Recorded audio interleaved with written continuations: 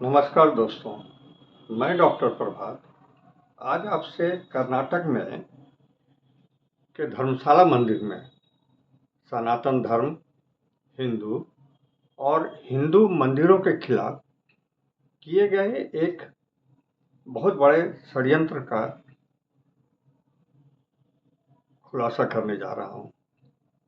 दोस्तों, जुलाई 2025 में धर्मशाला मंदिर, जो कि साउथ में कर्नाटक में बहुत प्रसिद्ध मंदिर है, जहाँ पर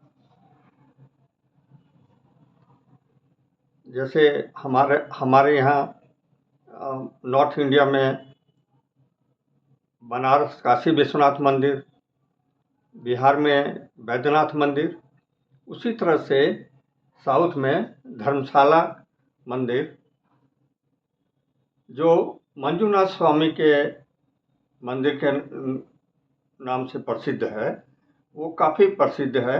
और वहाँ पर डेली सैकड़ों हजारों की संख्या में लोग दर्शन करने के लिए जाते हैं। यह बहुत बड़ा मंदिर है। वहाँ पर सनातन और हिंदुओं के खिलाफ एक बहुत बड़ा और घिनौना षड्यंत्र किया गया। दोस्तों, आप जानते हैं, जब केंद्र में कांग्रेस की सरकार थी, तो उस समय भी हिंदुओं के ऊपर एक बहुत बड़ा प्रहार करने का कोशिश किया गया, हिंदुओं को बदनाम करने का कोशिश किया गया।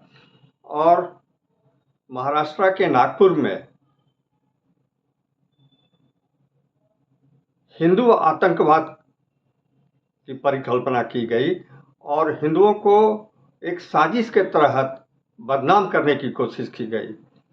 आपको पता होगा कि साध्वी प्रज्ञा उसी में शिकार हुई थी और उसके लिए उन्हें काफ़ी यातना भी दी गई, काफ़ी कष्ट भी दिया गया, काफ़ी दबाव दिया गया कि कुछ बड़े आरएसएस और भाजपा के नेताओं का वो नाम लें। लेकिन उन्होंने यातनाएं सही, लेकिन किसी नेता का नाम नहीं लिया और बाद में वो अदालत के द्वारा बरी हुई। इसी तरह से अभी कर्नाटक में आपको पता है कि कांग्रेस की सरकार है राज्य में, और फिर से कांग्रेस के द्वारा,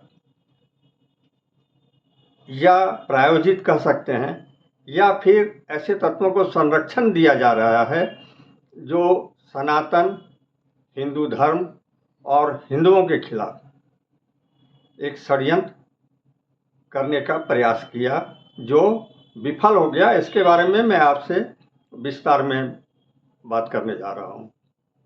दोस्तों, जुलाई 2025 में C.H. चेन्नैया, जो धर्मशाला मंदिर में एक सफाई कर्मचारी थे, उन्होंने जुलाई 2025 में कर्नाटक के थाने में ये आरोप लगाया कि धर्मशाला मंदिर में जो महिला और लड़कियां जो दर्शन करने आती हैं, उनके साथ बलात्कार किया जाता है और उनका मर्डर करके और उनको दफनाने के लिए C.H. चेन्नैया, जो वहाँ पर सफाई कर्मचारी थे, उसको दबाव दिया गया और उसको बताया गया कि धमकाया गया कि तुम इन लाशों को दफनाओ और नहीं तो तुमको, तुम्हारी पत्नी को, तुम्हारे परिवार को मार दिया जाएगा। जैसा कि उनका आरोप है, जो स्टेटमेंट उन्होंने थाने में दिया। और इसके डर से वो लाश को दफनाते थे और इसकी कोई सूचना तब थाने में नहीं दी। लेकिन बाद में उनका अंतरात्मा जगा और जुलाई 2025 में वो थाने में जाकर के 1995 से 2014 तक जो उनके कहने के अनुसार जो सैकड़ों लड़कियों का और औरतों का जो मर्डर किया गया बलात्कार करके, उसने दफनाया है। और ये गवाह उसने अदालत में भी अपनी बातें कही। उसके बाद ये मामला काफ़ी तूल पकड़ा और कर्नाटक सरकार इस मुद्दे पर SIT स्पेशल इन्वेस्टिगेशन कमेटी का गठन किया, टीम का गठन किया, स्पेशल इन्वेस्टिगेशन टीम का गठन किया। और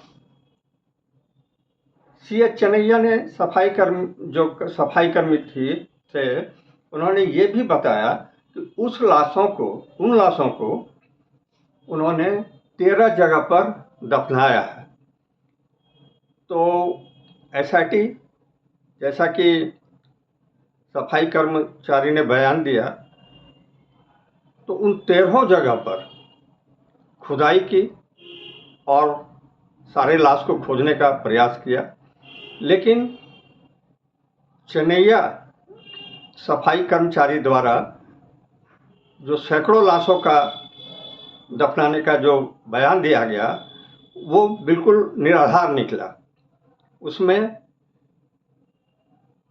एक जगह एक स्केलेटन माने ये मस्तिष्क का एक हिस्सा निकला, लेकिन कंप्लीट बॉडी नहीं था। और जब सफाई कर्मचारी से SIT ने थोड़ा पूछताछ की, कई स्तर पर पूछताछ की, तो उसकी सारी बातें निराधार और गलत, और ये साबित हो गया कि ये आरोप उसने कपटतापूर्वक लगाया है, गलत उद्देश्य से लगाया है। और उसके बाद उसने ये बयान दिया कि नवंबर 2024 में उसको हायर किया गया, इसके बदले उसको काफ़ी पैसे दिए गए, और उसके बाद उसको वहाँ से बंगलोर ले जाया गया और वहाँ पर उसको ट्रेनिंग दी गई कि किस तरह से उसको झूठ बोलना है, पुलिस के सामने क्या बोलना है, अदालत में उसको क्या बोलना है, इसकी उसको ट्रेनिंग दी गई। लेकिन SIT जब अपने तरफ से जांच करना शुरू की तो उसमें उसका कंसिस्टेंसी उसके बयान में नहीं था, और ना ही कोई सबूत वो दिखा पाया। तो इससे साबित हुआ कि सफाई कर्मी गलत बयानी कर रहा है, और ये किसी खास से उद्देश्य से ये कर रहा है। तो SIT ने उसको 15 अगस्त 2025 को गिरफ्तार किया। उसके बाद ये सारी बातें धीरे धीरे जांच में आने लगी, किस तरह से मंदिर के कर्मचारियों को बदनाम करने का कोशिश किया गया, और बहुत सारे मीडिया कर्मी भी इसको काफ़ी तूल देने लगे। लेकिन ये सारा आरोप बिल्कुल निराधार निकला। दोस्तों, इस तरह से बेसलेस और निराधार आरोप लगाए जाते हैं, और समय समय पर देखा गया है कि हिंदू साधु संतों को, हिंदू मंदिरों को किसी न किसी बहाने टारगेट करने का प्रयास किया जाता है। ऐसे में ये बहुत ज़रूरी है कि हिंदुओं को, सनातनी को एकजुट रहना होगा, काफ़ी सतर्क रहना होगा, ताकि ऐसे जो षड्यंत्र किए जा रहे हैं बदनाम करने का और एक गलत छवि बनाने की कोशिश की जा रही है हिंदू धर्म और हिंदुओं के बारे में, तो इसको निराधार साबित कर सकें। दोस्तों, धन्यवाद। अगर आपको अच्छा लगे तो आप अपना कमेंट करेंगे। धन्यवाद।